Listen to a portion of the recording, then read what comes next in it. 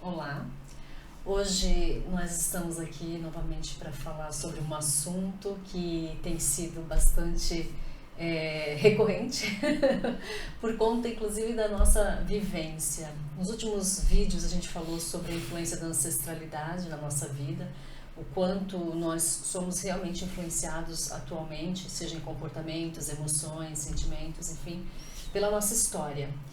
E nós somos os primeiros, né, vamos dizer Sim. assim, a vivenciar aquilo que a gente fala, né? Porque além dos estudos, dos cursos, das leituras, ou seja, da nossa prática profissional, existe também da nossa parte uma prática que é vivencial, né? Até porque se não fosse dessa forma, nós não conseguiríamos, de alguma forma, assimilar o que a gente estuda, vamos dizer E assim. estarmos autorizados a passar, de Exato. repente, sugestões. Exato, porque é baseado também em vivência. Sim. Bom, e aí, não vou me estender muito, porque hoje o Vlad vai falar um pouco mais do que eu, porque ele vai compartilhar conosco uma vivência muito recente, né? Muito recente. Que ainda está impactando ele internamente, está mobilizando ele. Sem E aí ele dúvida. vai trazer essa experiência pra gente, eu acho que vai ser legal, porque vai exemplificar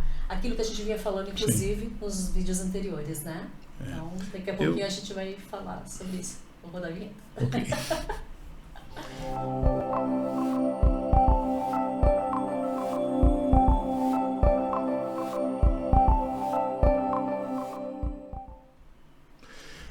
Pois bem, eu há muitos anos, pelo menos provavelmente uns 30 e poucos anos, que a gente faz palestras, participamos de entrevistas, né? Falamos, enfim, em público, né? E, e geralmente de improviso, né? Apesar de nos prepararmos para os temas que são abordados, geralmente a gente consegue falar tranquilamente. Só que o que eu vou passar hoje envolve muita emoção, né? Então, eu, para não perder o fio da meada, eu fiz um roteirinho aqui para eu poder seguir, senão eu posso me perder, né? Por conta da emoção. Eu vou contar uma história e o impacto que essa história tem na minha vida, e não só na minha vida, mas na vida de todos aqueles que vivem comigo, né? Sem dúvida. Meus filhos, agora minhas netas, né? E eu tenho certeza que isso, mais do que exibir um case, né? Mostrar um caso, eu vou ter oportunidade de trazer a público, né? Mas principalmente trazer na minha alma o reconhecimento de pessoas tão próximas e tão, ao mesmo tempo, tão distantes, né, de mim, e que me impactaram e impactam ainda a minha vida. Eu vou falar dos meus avós maternos. Hoje vou focar nos meus avós maternos. E por quê? Eu gostaria que você falasse um pouco das tuas pesquisas que você iniciou sobre os teus antepassados, né? E contar como é que foi, Tá. e depois eu entro com o meu relato. Tá legal. Eu comecei a pesquisar sobre os meus antepassados em 2014, né? Eu soube que eu tinha um antepassado que veio da Itália e, enfim, eu me senti atraída, eu acho que essa é a palavra, Sim. porque você sente, né, um Sim. impulso a fazer aquele movimento de buscar essa origem, né? E ali foi onde começou, e depois desse antepassado especificamente, eu acabei pegando o jeito, vamos dizer assim, de fazer a coisa e fui pesquisar outros também, mas a princípio eu pesquisei a vida do meu avô, um tataravô, que é E fala italiano, os recursos que você usou para poder e aí achar. eu usei, que a gente tem esses recursos na internet para buscar os antepassados, né? Existem sites específicos sobre isso, inclusive um muito completo e muito bom que a gente faz as nossas pesquisas é o Search Family, que depois a gente deixa, né, as referências aqui Sim. na descrição do vídeo, mas enfim, é um site muito completo, como eu falei, E a gente consegue achar a documentação dos nossos antepassados, certidões de nascimento, certidões de óbito, a gente consegue achar um histórico. Até batismo em igreja. Todo o histórico deles que foi documentado, a gente tem acesso. Isso é um trabalho, hoje mesmo eu passei isso para um cliente que se surpreendeu quando eu mostrei lá no computador para ele, uma certidão de casamento dos pais, né? É bem legal, né? E é muito legal isso. E o Search Family é um site que na realidade deu continuidade e trouxe mais recursos para um trabalho que é desenvolvido pela Igreja dos Mormons. Eles fazem isso há muitas décadas. Como eles têm assim, uma preocupação muito grande em preservação da história das famílias, né? Então eles foram coletando e foram colocando, registrando, e depois com os recursos da internet, eles começaram a digitalizar documentos e tal. E, gente, só para ter uma ideia, tem mais de 3, se não me engano, 3 bilhões de registros, né, de documentos e tal. E você faça uma experiência, e que é muito interessante. Bom, Amanda, ela chegou, né, nas pesquisas dela, recentemente, ela chegou a 1 ano, né? Foi um pouquinho lá atrás. Conta aí, em que ano que você chegou. Eu cheguei até, os meus antepassados, até o ano de 640. Gente, 640, não é 1640, é 640. Então, como é possível? Entre lá no Search Family e vocês vão ver como é possível. Dá trabalho, porque não basta ficar lá, tem que fuçar, usar dados. Aí você olha, enfim. Mas vamos lá. O que isso tem a ver com aquilo que eu vim trazer hoje para vocês aqui, né? Como eu disse, eu vou apresentar meus avós. Meu avô Teodolindo e minha avó Soledade. Eu vou chamar a partir de agora, vou me referir ao meu avô carinhosamente como Theo, tá? Pois bem, meus avós maternos, né? Minha mãe, Dona Irene, é filha de Soledade, né? Minha avó, nascida em 1910, caçula de 4 irmãos, filha de Raimunda e José. Raimundo e José são 2 espanhóis oriundos da Galícia, né? Pois bem, José, o meu bisavô José, veio de Pontevedra, né? E talvez a minha bisavó Raimunda venha de Ourense, mas eu não tenho certeza, porque esse dado eu não consegui achar até agora. Já o meu avô Teodolindo, ele nasceu em 1902, ele era 8 anos mais velho que a minha avó. E filho de Agostinho e Ludovina, né? Os dois, sim, de Ourense, uma cidade também pertencente à Galícia, no norte da Espanha. A minha mãe, ela desencarnou em 2017, aos 82 anos, e hoje ela estaria completando, agora esse ano, 90 anos. E foi a partir do falecimento da minha mãe que eu me senti motivado a pesquisar sobre a minha ascendência, sobre os meus antepassados. Porque minha mãe contava muitas histórias, né, sobre o pai que tinha morrido, ela era muito pequena, que ela não tinha nem ideia de como era o rosto do pai, porque não tinha nenhuma fotografia, nem nada. E ela contava as histórias, as dificuldades que eles passaram, né? Os meus bisavós, o meu bisavô era dono da pedreira Santa Teresa, que fica lá em São Vicente. Hoje ela fica lá, foi construído no supermercado Carrefour, né? E fica ali, né? Em São Vicente. E essa pedreira que deu emprego para muita gente, inclusive para o meu avô, que depois, de alguma forma, veio trabalhar lá com eles. Mas vamos contar um pouquinho a história. Todas as histórias que eu tinha a respeito, tanto do meu avô, dos meus bisavós e principalmente do meu avô Theo, eram histórias contadas de boca, né? De um para o outro e tal. Nunca eu tinha feito qualquer procura por documentos, enfim. E também eu até tentei, na época, verificar como é que eu poderia ter a cidadania espanhola e tal, né? Muita gente correndo atrás. E depois eu acabei vendo, por isso que me interessei também em buscar documentos, mas não achava nada. E depois eu fiquei sabendo que, pelo fato de ser neto de espanhol, eu teria direito se eu tivesse dado entrada há muito tempo atrás, e não tinha mais direito nenhum. Mas mesmo assim ficou a curiosidade. Porém, com a morte da minha mãe, eu senti uma grande vontade de conhecer melhor a história dos meus antepassados. Em 2019, chegamos aí em Ourense, né? Fomos para a Europa, fui lá visitar meu irmão na Itália, fui visitar meu filho em Dublin, na Irlanda, e aí nós demos uma passada em Ourense, né? Fomos para a Espanha, fomos até Ourense, mas também não achei nada porque não tinha muita informação. Mas, voltando, falando um pouco da história que me contaram, e contaram para minha mãe também, né?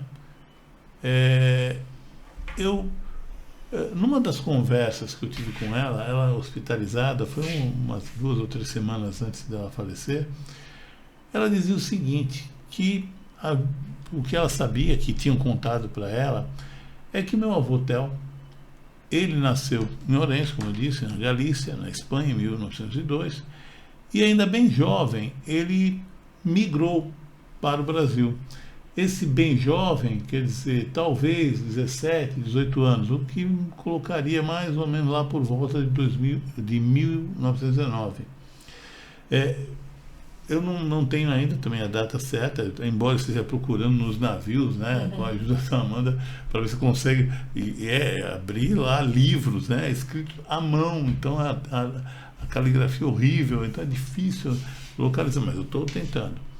Então, e nesse período que ele veio justamente porque quando aconteceu a Primeira Guerra Mundial, né, de 1914 a 1919, a Espanha ela se declarou neutra, ela não quis entrar na guerra, e isso custou para ela muito caro, a neutralidade, passou por dificuldades econômicas terríveis, e muitas famílias migraram para o Brasil, muita gente, ou pelo menos mandavam os filhos para fugir da miséria, das dificuldades.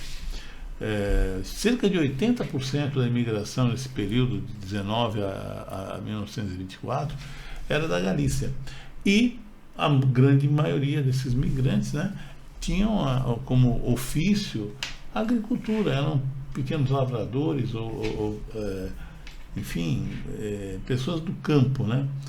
E muitos vieram trabalhar nos cafezais em São Paulo. Acredito eu não tenho também essa informação, é algo que eu estou checando, que num primeiro momento meu avô Tel tenha vindo para uma das fazendas em São Paulo. Mas em algum momento a família dele, que residia na mesma cidade de onde saíram os meus bisavós, né, devem ter entrado em contato, e com isso ele foi chamado para ir trabalhar com o meu bisavô e os filhos do meu bisavô, né? Meu bisavô e a minha bisavó tiveram 4 filhos, né? 4. Sendo a minha avó a caçula. Pois bem, eles foram para lá, o meu avô José Vidal, que era o dono da pedreira, junto com um sócio português, deu um emprego para ele, e o meu avô começou a trabalhar lá, né? Eu não sei realmente em que ano que ele se transferiu para São Vicente. Eu acredito, pelas contas que eu fiz e pelas informações que a gente... Porque esse é o grande trabalho, ficar cruzando, né? Tudo indica que seja em torno de 1925 que ele tenha ido para São Vicente. E, em 1929, ele casa com minha avó, Soledade, né? Guardem bem esse nome, porque ele tem um significado muito grande, como já foi dito, né, a influência dos nomes. Através dos trabalhos da Anne Anselin Schutzenberg, com a psicogenealogia, dá muita importância ao nome. Por que nós damos nome aos nossos filhos, esse e aquele? Com qual razão, qual motivo, o que tem por trás do nome de uma pessoa? Pois bem, a Soledade, minha avó, ela casou-se então com o Theo em 1929 e em 1930 ela deu à luz ao primeiro filho, José, um nome que foi dado para o meu tio, José, depois chamado por apelido de Zico, né? O José, provavelmente ela deu em homenagem ao pai, que chamava José Vital, meu bisavô. 2 anos depois, nasce a segunda filha, Odete. Tá? E aí começam os grandes desafios de minha avó, Soledade. E perdas também, muito importantes na vida dela. Soledade, minha avó, após 1 ano do nascimento do primeiro filho e já grávida da segunda filha, ela vê o pai ficando doente, e essa doença se arrasta, e ele vem a falecer em 1933. Né? Ela tinha, então, 2 filhos na época. Quando o pai falece de câncer, depois de um período de sofrimento, ela tinha acabado de dar à luz há poucos meses da segunda filha. Passa-se alguns meses e por volta de fevereiro de 1934, a minha avó engravida novamente e está grávida da minha mãe Irene. Durante toda a gravidez, ela assiste agora a mãe passando por problemas de saúde muito graves, e quando minha mãe nasce, né, minha avó estava internada no hospital, já muito mal, e 1 mês depois do nascimento da minha mãe, morre a minha bisavó. A tua bisavó que estava internada no hospital. Que estava internada no hospital, ou seja, a minha avó Soledade tinha 3 filhos nesse momento. A filha mais nova, que a minha mãe, tinha 1 mês, completado 1 mês de vida, e no dia 30 de dezembro de 1934, minha bisavó Raimunda falece. Por problemas, segundo lá o estado de óbito. Certidão de óbito, problemas de intestino, né? Até invaginação do intestinal, né? Ou seja, o intestino deu lá, travou e, enfim, e ela morre.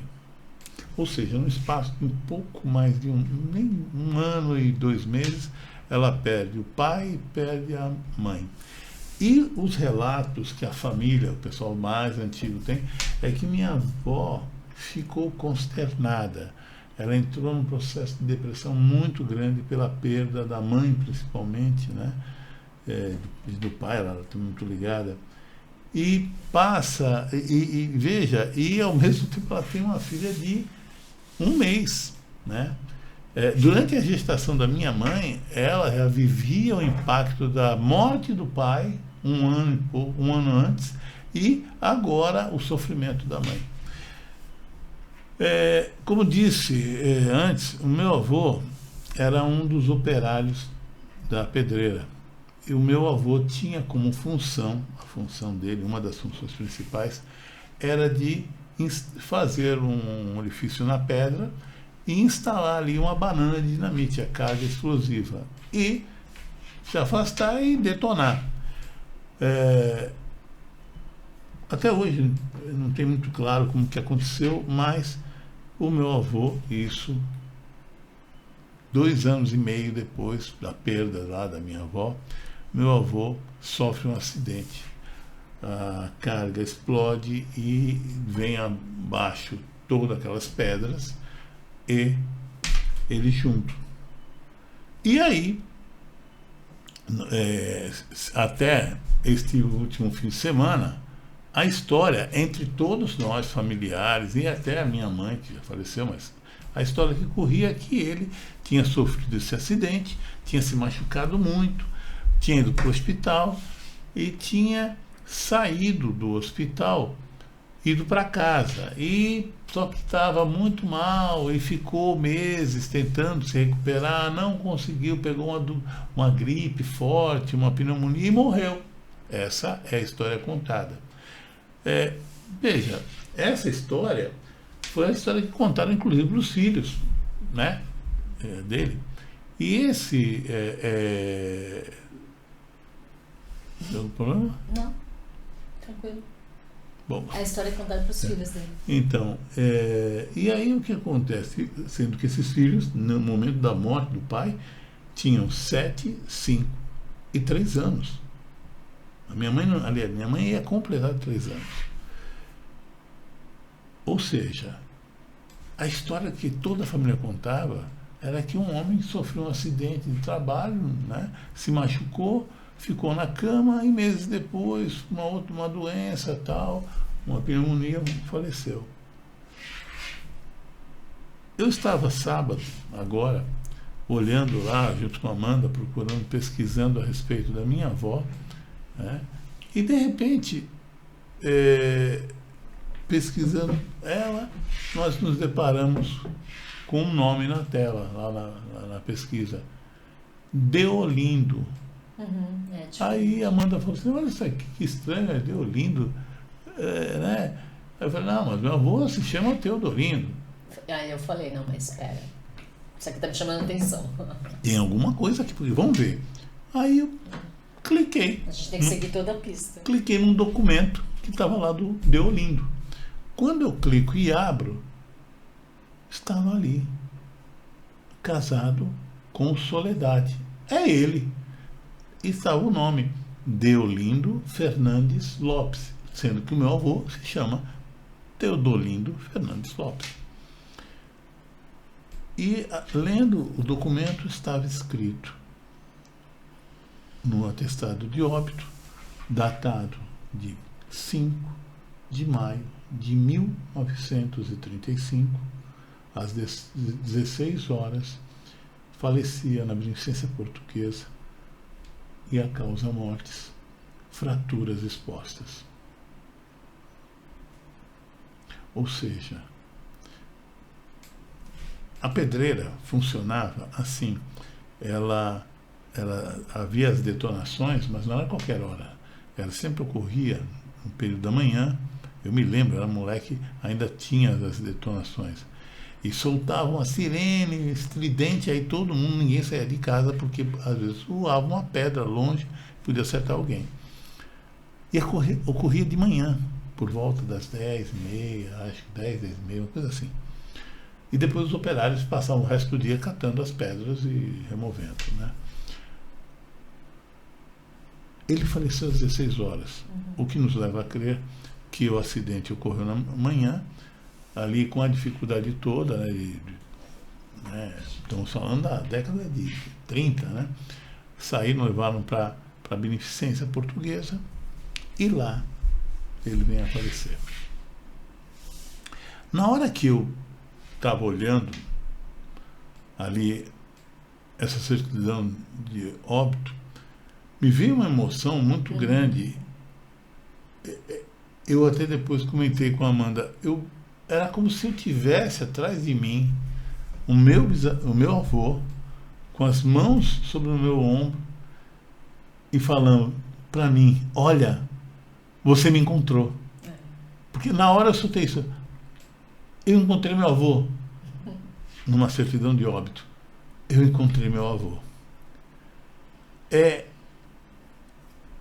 Foi uma emoção, não tem como explicar.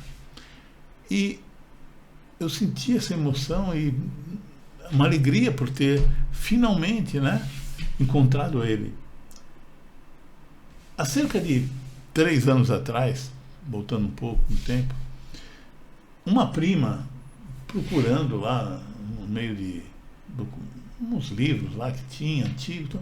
Ela achou algumas fotos, num envelope que tinha algumas fotos. Essas fotos, a minha mãe nunca viu. Nem minha mãe, nem minha avó, provavelmente. Mas a minha mãe, pelo menos, nunca tinha visto. Que fotos eram essas? Eram fotos que uma delas mostrava minha mãe, minha avó, Soledade, com o meu avô, Theo, e minha tia sentada na mesinha, né? Minha tia devia ter uns 2 anos ali, provavelmente. Quer dizer, a minha avó ainda não estava grávida da minha mãe, naquele momento, fazendo as contas.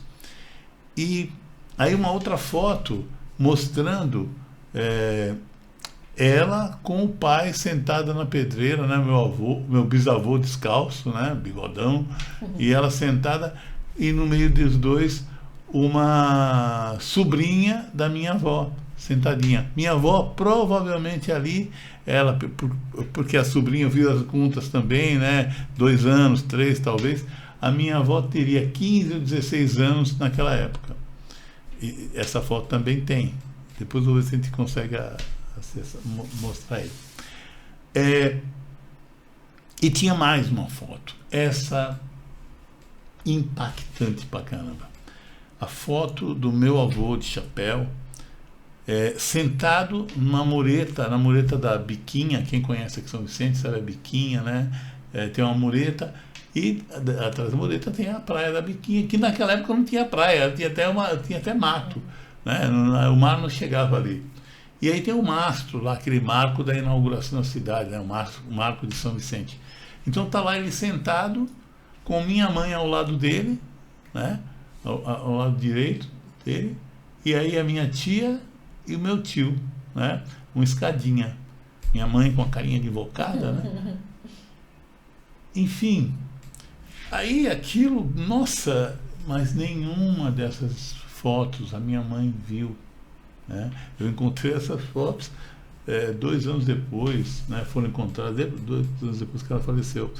E aí tem mais história, tem muita história.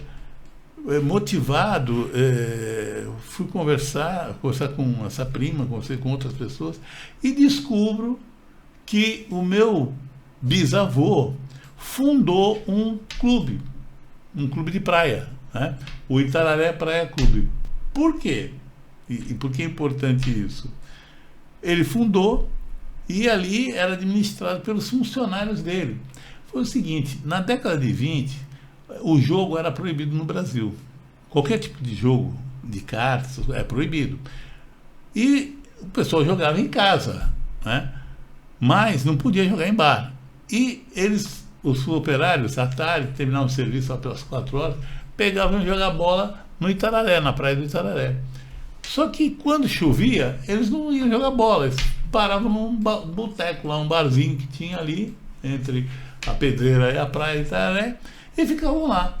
Aí um dia estavam jogando cartas, né? Foi todo mundo preso. Passou a polícia lá, pegou todo mundo em flagra e levou preso. Fomos para a delegacia. No dia seguinte, meu bisavô chega na pedreira, né? E não encontra ninguém. Aí, que é isso? Né? Não tinha greve naquela época. Aí o pessoal chegou, procura daqui, procura dali, vai saber.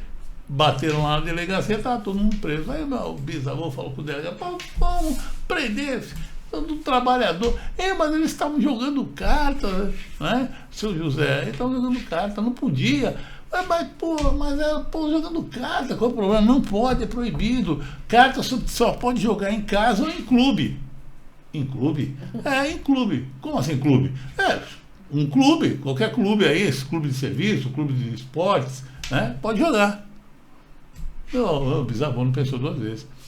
Fez um chalezinho lá, fez uma casinha lá de madeira encostada no morro e botou a placa. Fundaram lá um clube, Itararé Praia Clube. E foi feito fotos. E aí eu fui lá no clube. Fui lá, me apresentei, né? Olha, eu sou o bisneto do cara que fundou. pô, fui bem recebido e tal, o pessoal chegou.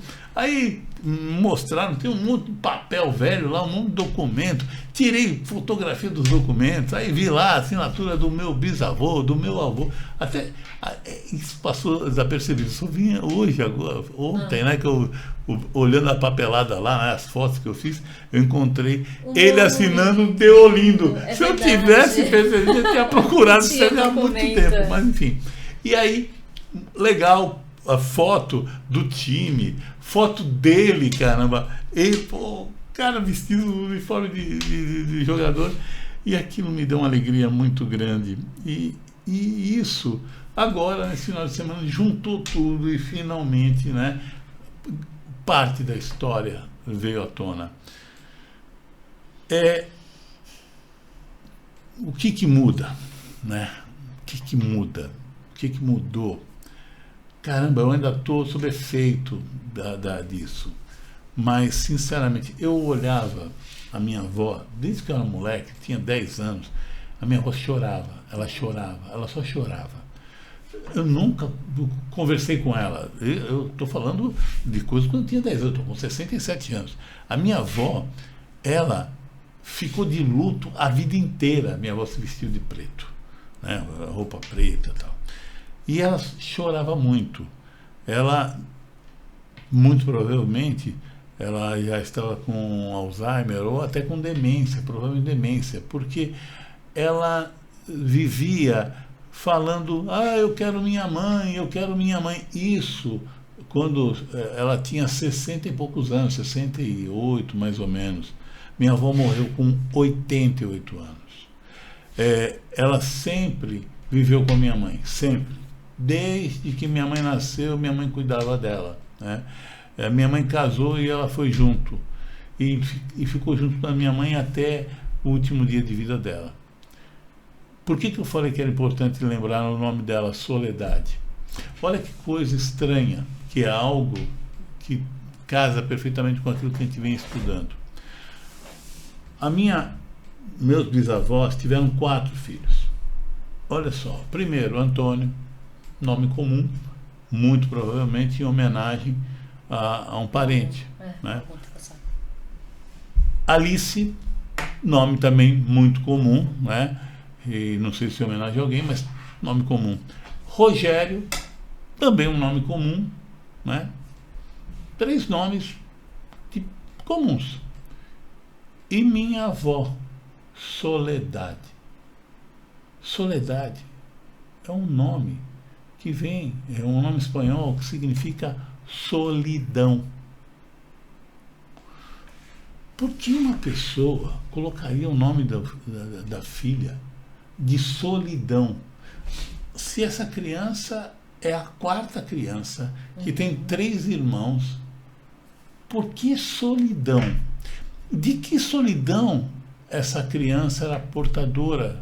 Essa mensagem de solidão, será que era a solidão dela, da minha bisavó Raimunda, que sabia que, com a maioria, não voltaria para o seu país, que sentia talvez saudade, né? Saudade, e por isso expressava ali na filha, né, esse sentimento?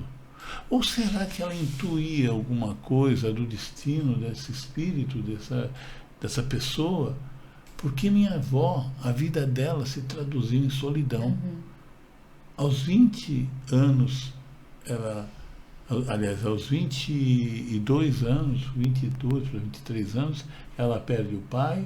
Aos 23 ela perde a mãe, fica órfã.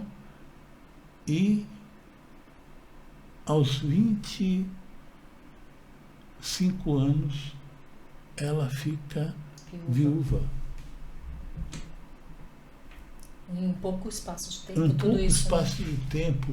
E nunca mais se recuperou. Ela perdeu pais, marido, e depois, com o tempo, a ela mesma, porque ela vivia numa bolha do passado, e sempre chamando a mãe. Ela chamava chorosamente. E aquilo me irritava. Eu, quando era moleque, adolescente, nossa, que velha chata, só chora, chora. Hoje eu olho, nossa, que peso, que vida, né? E vejo meu avô que morreu com 36 anos, né? Jovem.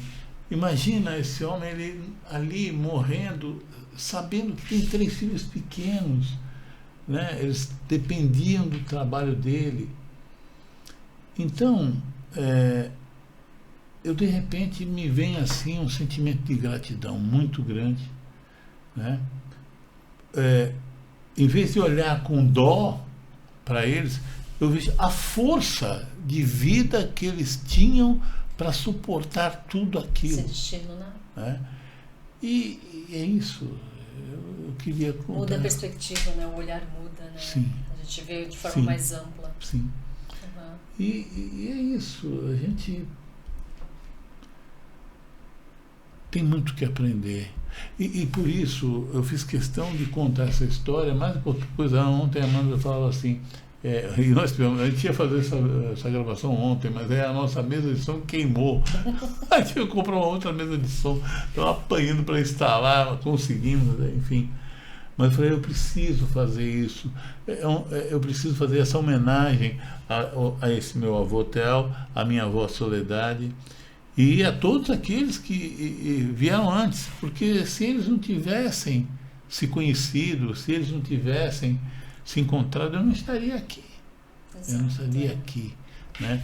Então, eu gostaria de deixar aqui uma mensagem. Independente, aqui eu não estou falando então com um psicólogo que utiliza a psicogenealogia para atender os seus clientes, mas que viveu essa situação.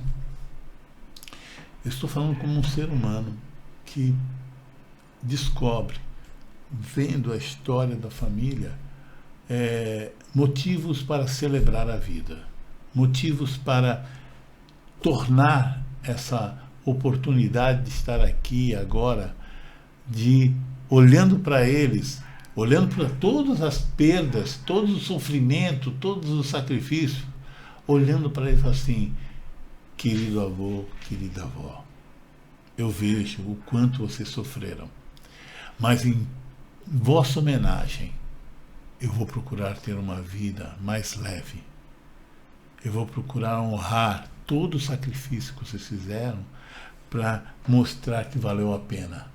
Eu vou ser alegre, eu vou ser feliz, eu vou buscar contaminar a todos que eu encontrar na minha vida com essa mensagem de otimismo, de luta, de garra.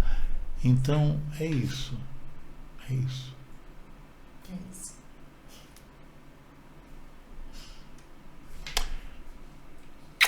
Beijão, querido avô Theo. Beijão, querida avó Soledade. Beijão, querida mãe Irene, querido pai Valdomiro. Eu não falei hoje de vocês, mas beijão, querido avô Agenor, querida avó Benedita e todos que vieram antes. Muito obrigado.